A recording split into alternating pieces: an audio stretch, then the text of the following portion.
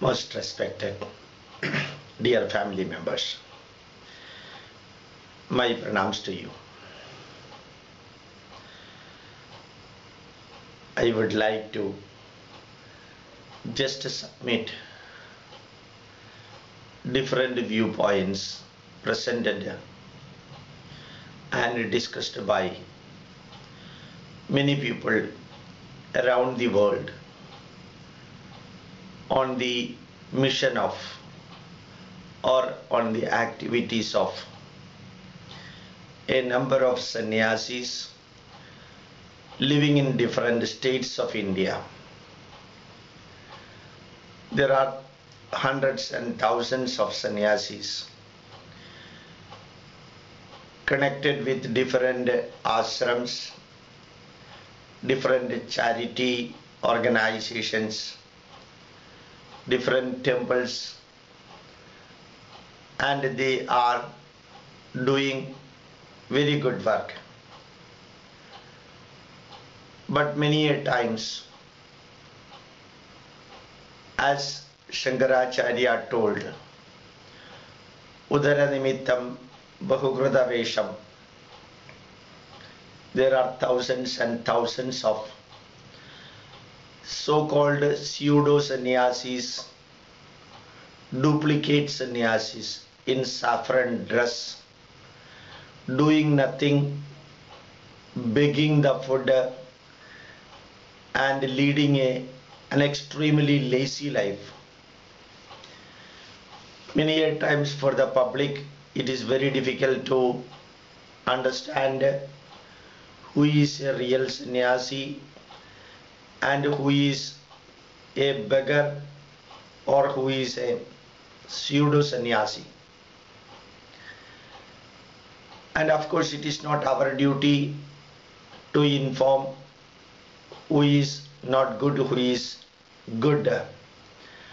But my request to every sannyasi, every sage is to perform their level best, do their level best for giving jnana, for giving karma and bhakti, contribute absolute knowledge and relative knowledge lessons for uplifting everyone in the world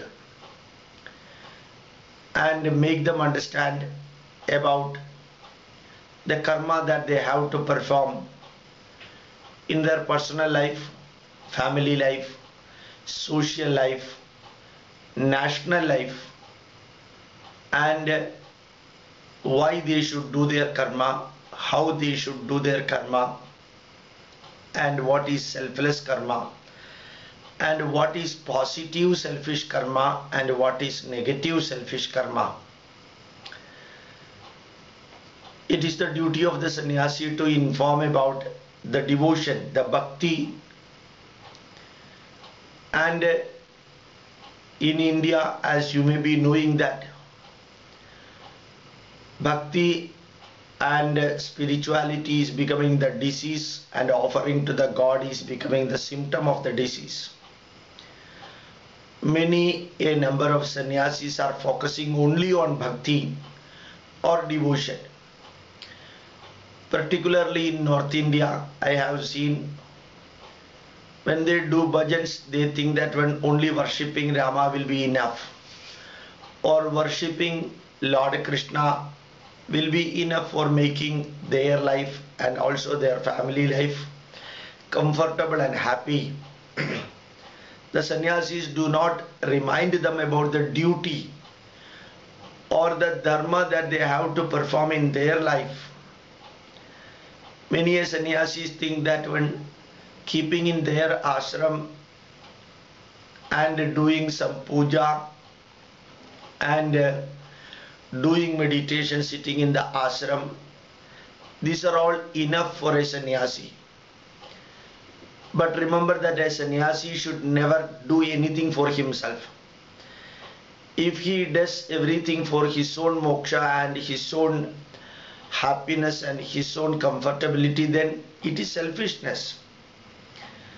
A sannyasee's duty is to learn maximum and teach the level possible to others. And he has to learn and acquire the knowledge and teach and give the knowledge. But my request to every sannyasi, learning and teaching should be done scientifically, rationally and logically. This is exactly what Lord Krishna has done throughout Bhagavatam and Mahabharata. You can see Lord Krishna himself, being an incarnation of Mahavishnu, always explained everything in the scientific angle. In Bhagavad Gita he told Shastram Pramanam. That is the background of Indian heritage. It is the foundation stone of Indian heritage. So remember that whenever the sannyasi learns something and teaches something, the knowledge should be scientific, rational and logical. And it is the duty of sannyasi to perform his karma. His karma is Loka Samasta Sukhino Bhavantu, making others comfortable instead of sitting in the ashram and spending nearly half an hour for some accounting or doing some work in the ashram.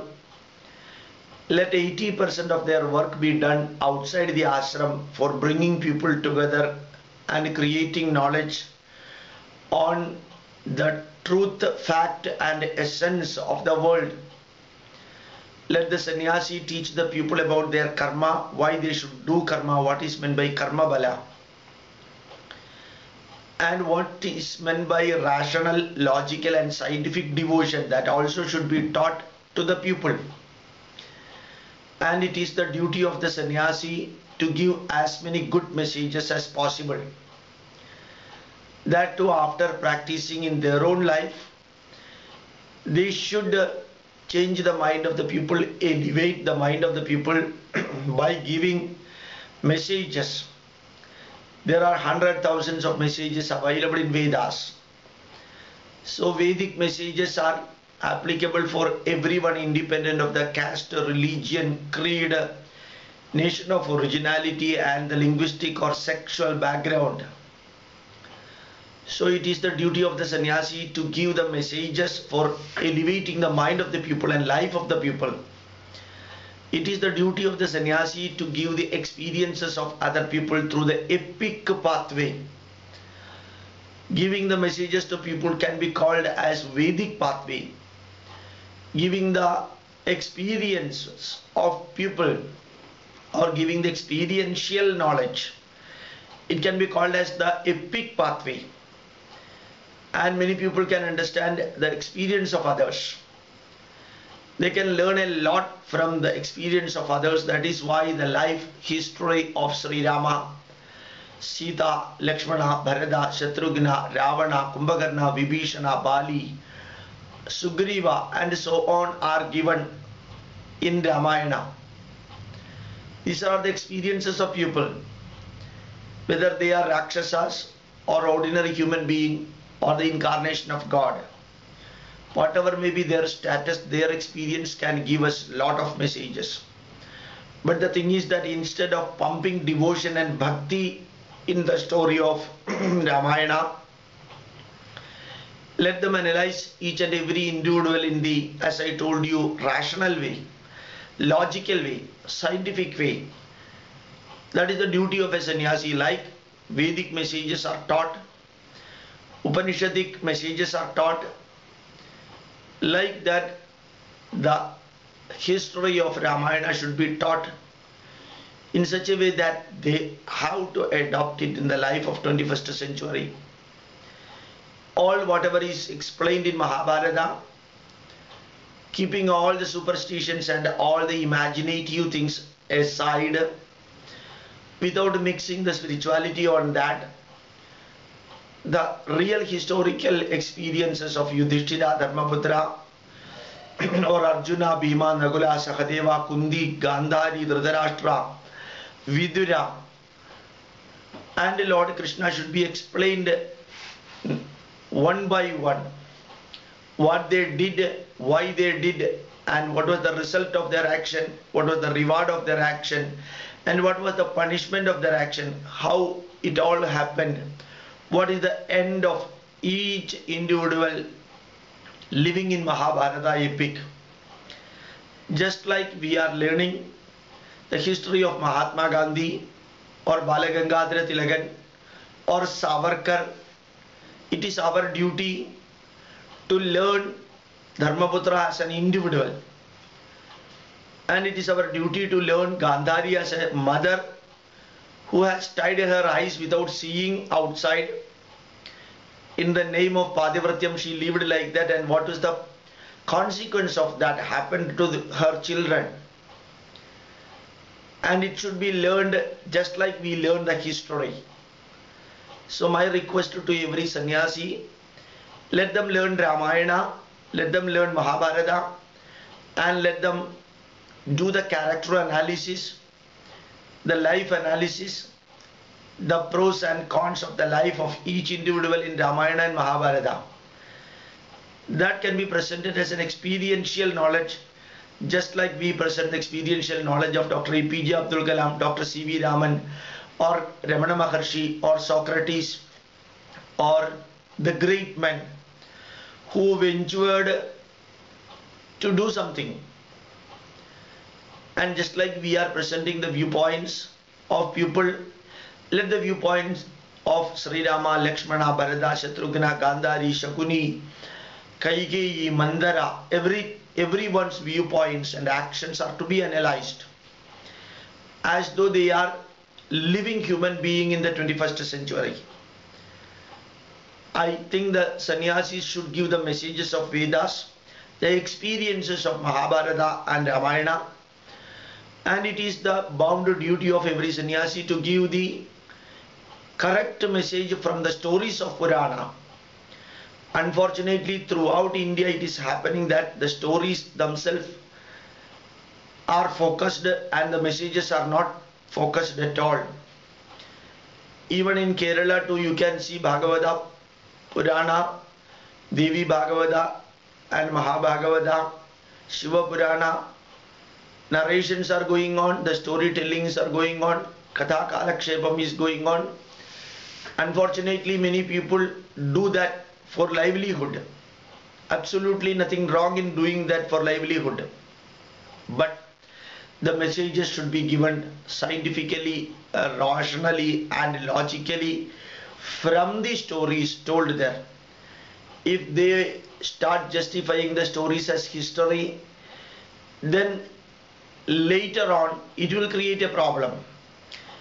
Whenever the people want to ask some question about the reality of the story, then the listener of the story will get jammed somewhere. They may not be in a position to answer everything. Once we tell that when it is story and from the story we have to take the message, there begins and there ends the duty of a sannyasi. The sannyasis can give it just like teaching the children, school children.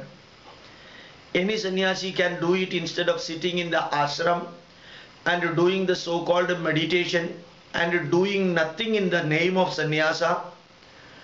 That is the painful thing happening here. So giving the messages, giving the experiences and giving the stories, that should be considered as one of the best duty of every sannyasi living in India and abroad.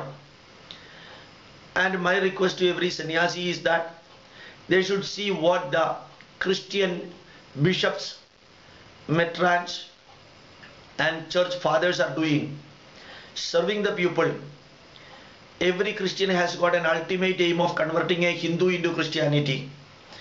Outside they may be showing so glorious and positive attitude, but inside every Christian, not only the Christian priest, but every Christian individual is aiming at converting a Hindu in his life to Christianity. So it is also the duty of every sannyasi to convert a Christian and a Muslim into Hindu fold.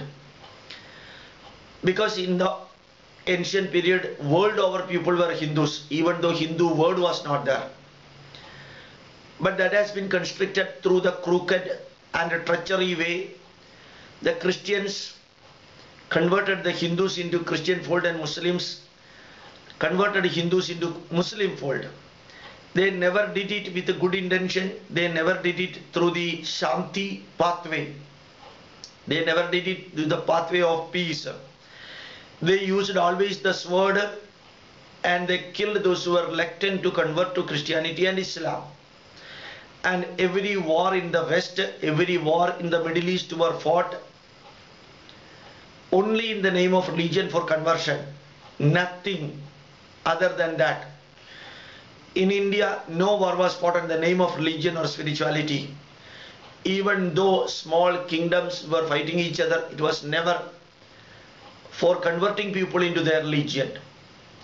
We never did it, and we never ventured to do that. These informations are to be given to the people, and every sannyasi should aim at bringing back those who have gone away from Hindu Dharma. They should bring back to Hindu Dharma. And boldly they should do that one without any challenge, without any negatives. It is the Dharma of making a Hindu a good Hindu. It is the Dharma of a sannyasi to make a Christian into a Hindu, even though the Hindu is worshipping a Christian. Just like Dr. Joseph Pulikundel said, I am a Hindu, but my Ishta Devata is Jesus Christ. Anybody can worship any god or any embodiment of God. But the thing is that they should be informed that every Indian is a Hindu. If you boldly tell that one, everyone will bow their head and they will accept it. But in the so-called secularism, if you are pampering and patting the people with a pseudo-truth, then people will be reluctant to accept you. So, dear sannyasis, it is your duty to do the social work, to go into huts, to go into slum areas, go to hospitals, and go and serve the people, and bring different groups of people and make them also serve others. When we criticize Christianity and Islam for their doing the work, for improving their religion, it is also our bound dharma to see that our people are also being helped by our own people. And it is the bound duty of every sannyasi to guide the society.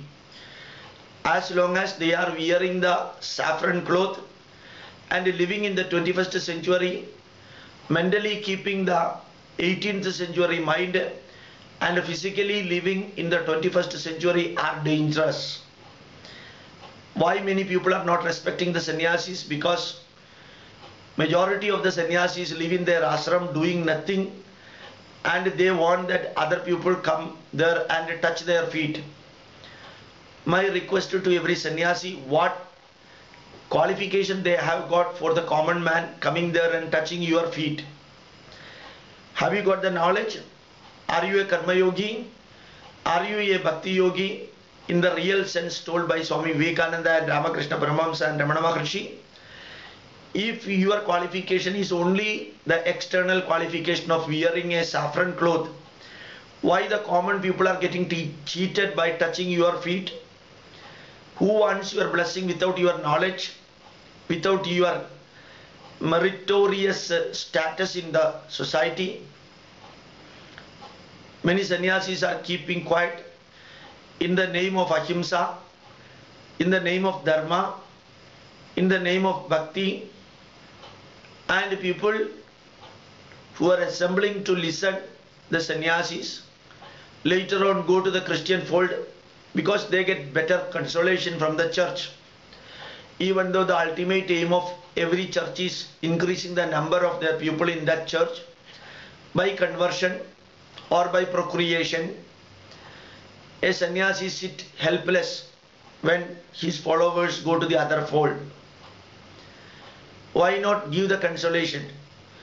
Why not give little bit of the physical help also, financial help also, moral help and psychological support?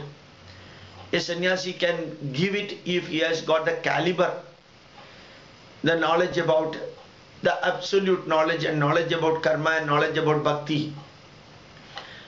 Many sannyasis put their feet forward to get the namaskarams. I was telling that that in Malayalam also, I have seen some many Kerala sannyasis want to get the shawl, they want to get the garland, they want to see that when many people come forward and touch their feet, and they want to get a simhasanam to sit, they want to get all the so-called ceremonial welcome and other thing.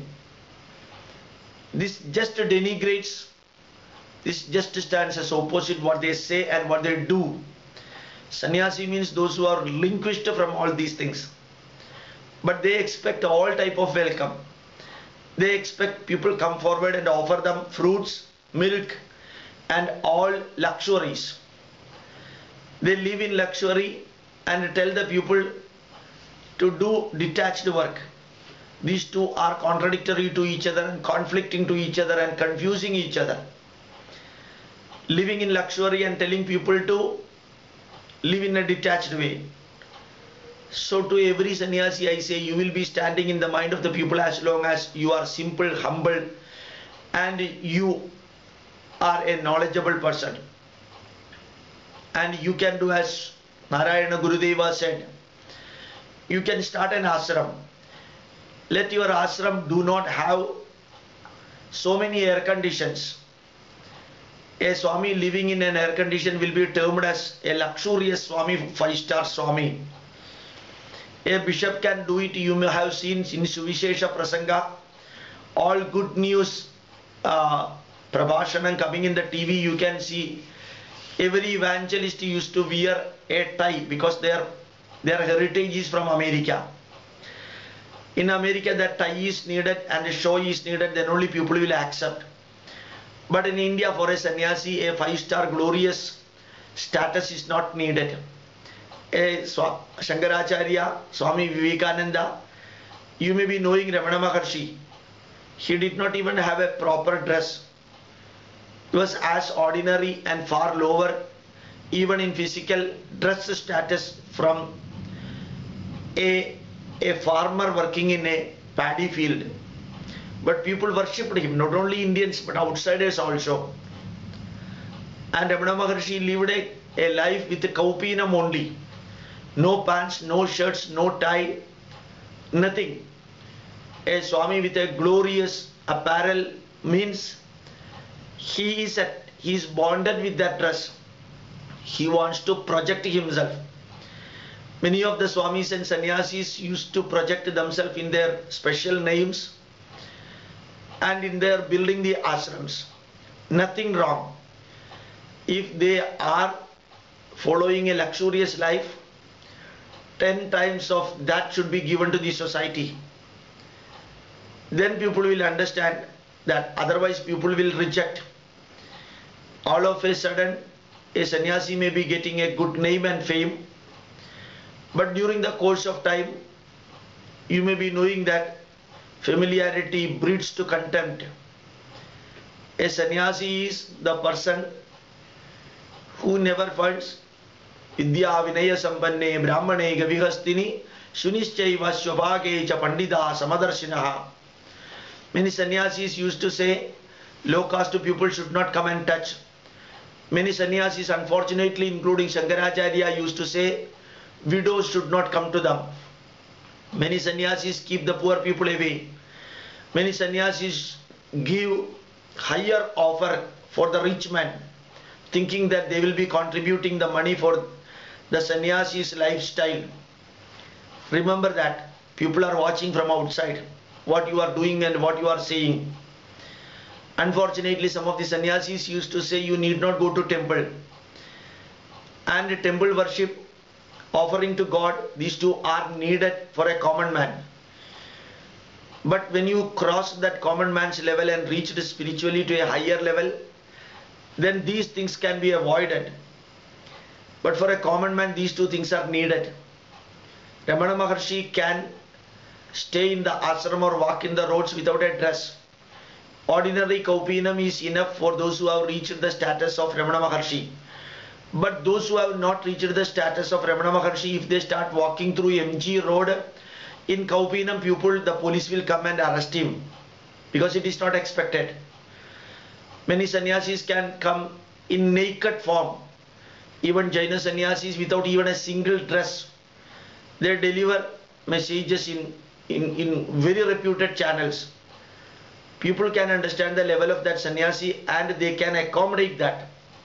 But an individual who has not reached that level start doing in a naked form, in a naked way, that will be treated altogether in a different way. So a sannyasi can lead a good life. Nobody will be saying anything against it. But every luxury is to be watched. Many a times I used to say that when sannyasis are being betrayed by the women folk, they over worship the sannyasi. They do all pada puja and pada seva for sannyasi.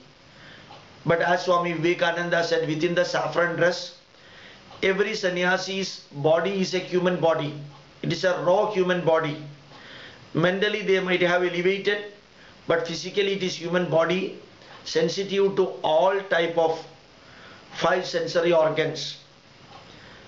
And it is the bounded duty of a sannyasi to see that they are keeping their level in the top, in serving the people, in educating the people, in consoling the people, helping the people, and going to the slum area, going to the houses of poor, bringing the people together, educating them, instead of giving a secular lecture for getting the clapping of the people.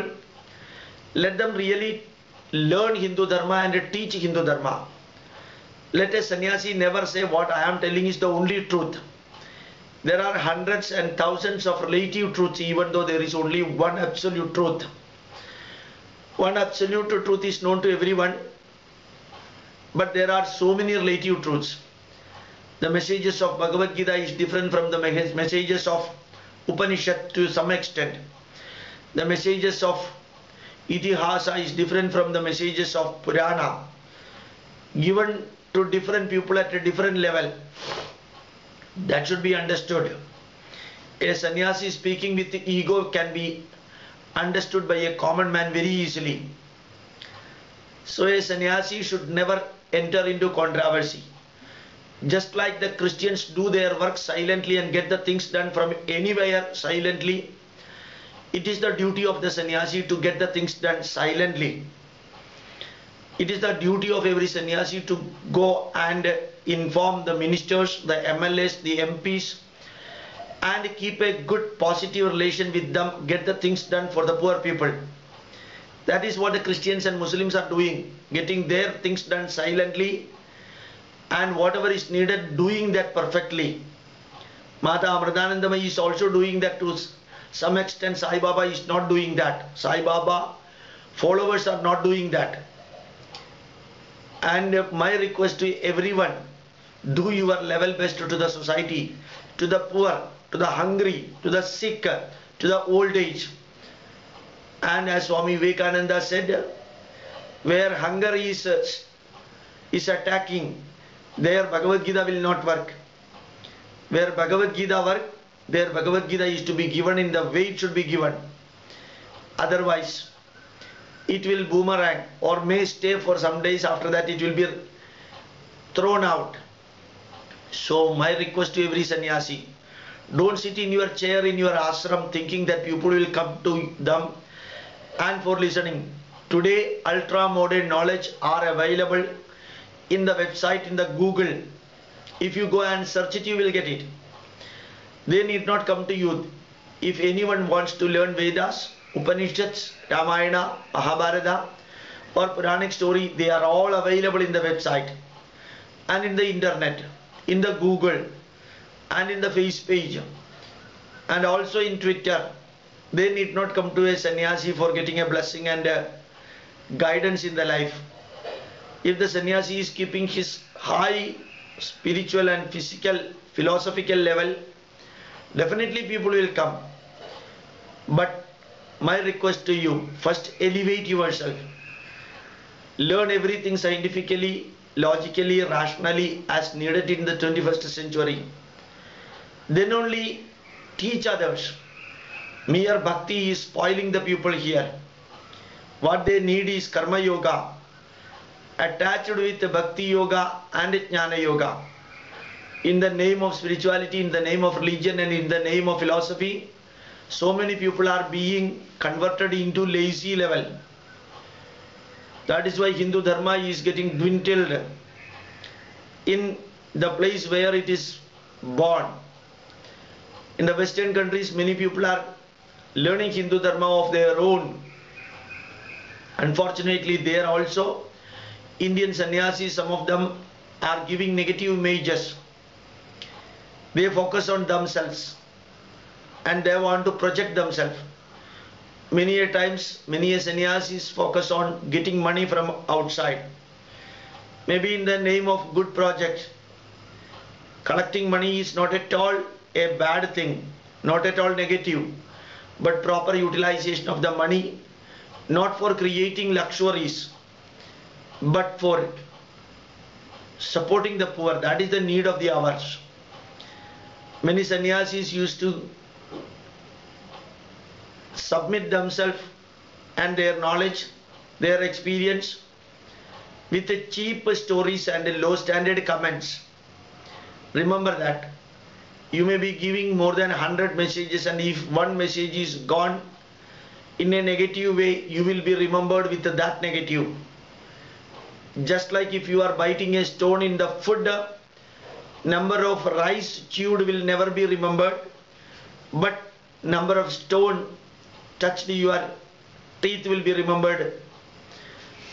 And whenever you are becoming a good sannyasi, whenever your level is increased, elevated to a higher level, the higher your level, lower is your freedom.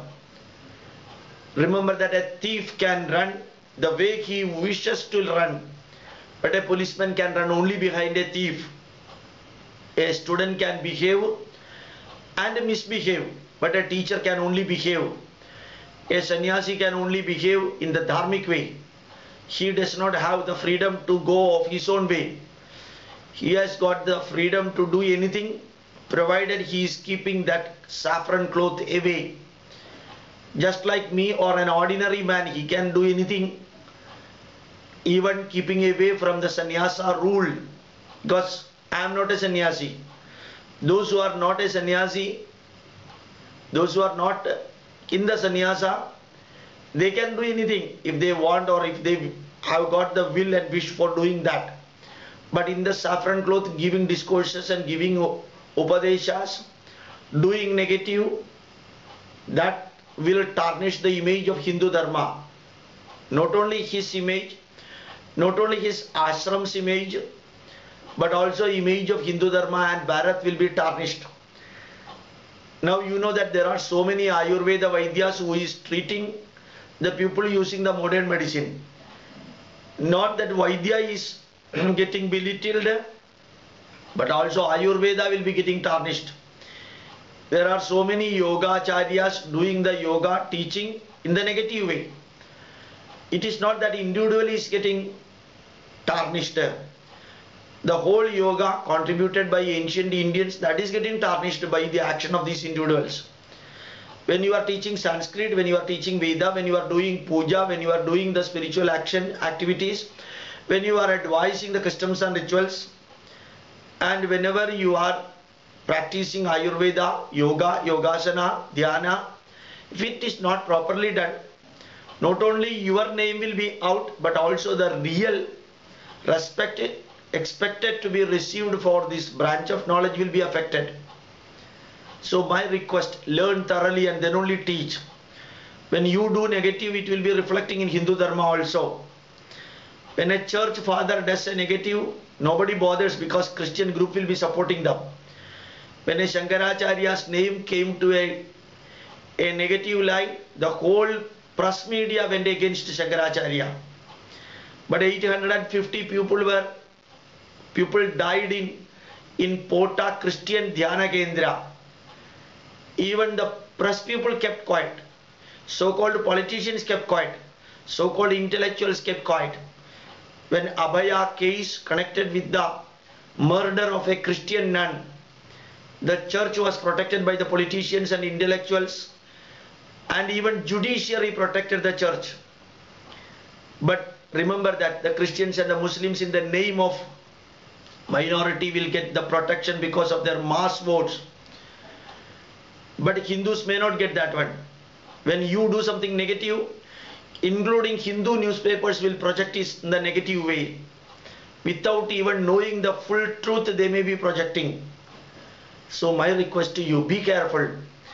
As long as you are a sannyasi, follow the sannyasa pathway, do the social activities for consoling the people, and be an ideal model for others, and be intellectually, get elevated, become an embodiment of knowledge of our heritage, present your knowledge scientifically, rationally and logically as needed in the 21st century.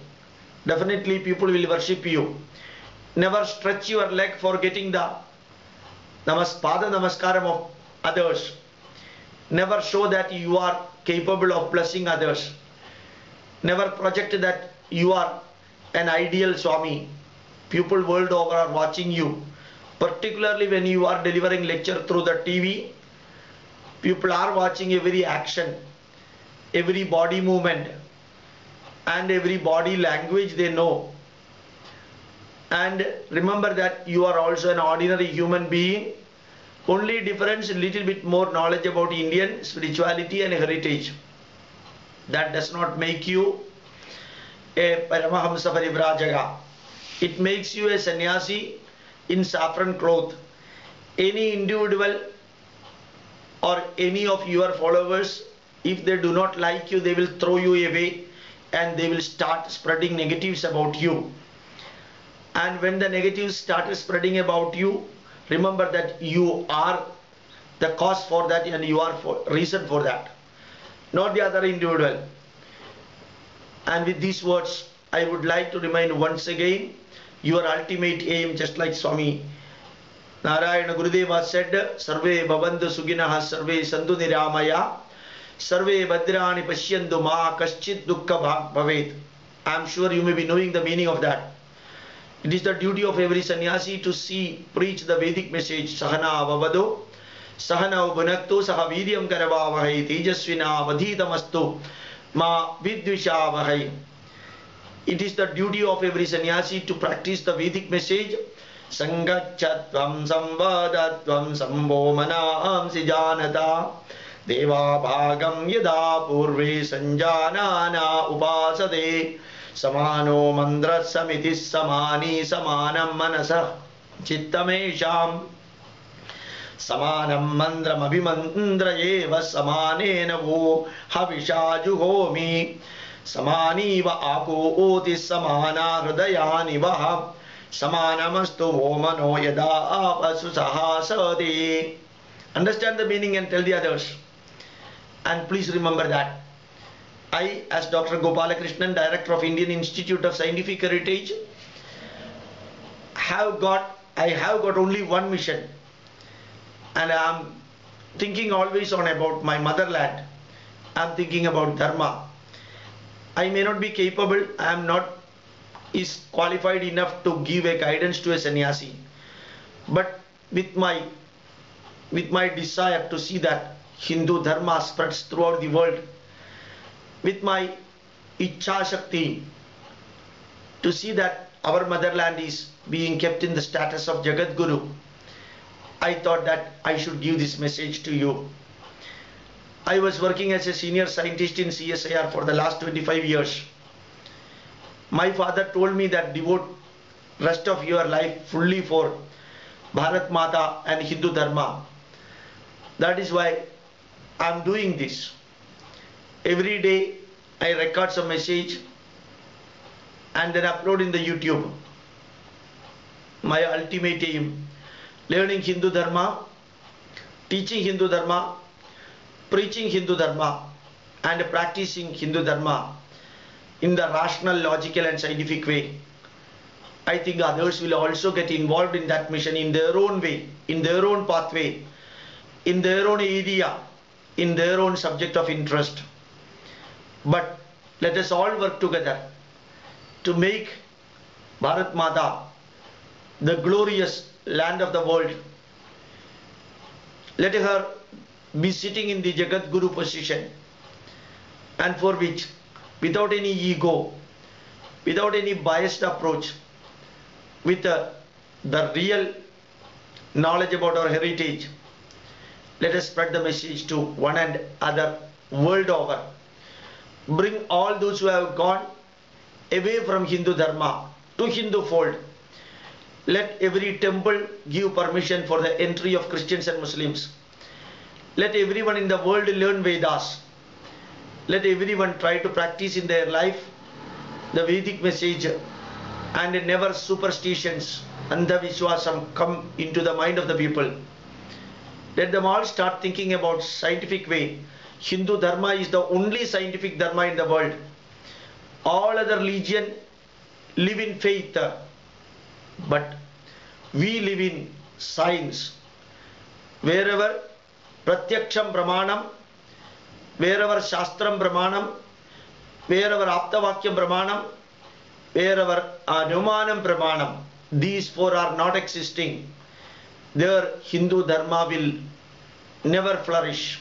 These are the four foundation of Hindu Dharma and the four foundation of ultra modern science. That is why in Vedic Sukta, the 40th chapter of Yajurveda, 9th line, it tells you Vidyam cha avidyam cha istad veda vayam saha avidyaya mrityum tirtva vidyaya mritamasnute. Eternal, experiential, spiritual knowledge is one type of knowledge. External, experimentable, scientific knowledge is the other type of knowledge. These two are to be integrated for leading a glorious, dharmic, positive, constructive life in the world. Let every sannyasi learn that and teach others. With these words, I would like to conclude and tell you that let our motherland and let our dharma become the top in the world. Let all the 703 crore people in the world follow our messages, even though they need not convert to Hindu Dharma. Hindu Dharma is the way of life. Secularism is the foundation of, not the so-called pseudo-secularism what the Congress, Communist and BJP are practicing. I am telling the real Indian spirituality is the secular spirituality. As a secular religion too, everyone can come inside, learn and go back. Let their name, let their faith even be not different. This is applicable for everyone in the world. All the 7,000 million people can follow this, our Dharma, and let you be a street light. Like Martin Luther King said, let a street sweeper do the work. Like Shakespeare composed his fiction, like Michelangelo did his painting, like Beethoven composed his music, like that a sannyasi do his mission of learning and teaching Hindu Dharma to one and all. Proudly, with patriotism and nationalistic outlook, my pranams to you, everyone. Dirghayurarogya, Aishwaryanam, Abhivriddhirastu, long, happy, prosperous, fruitful, useful, purposeful and peaceful life. In short, meaningful life to every sannyasi and his followers. My pranams to you.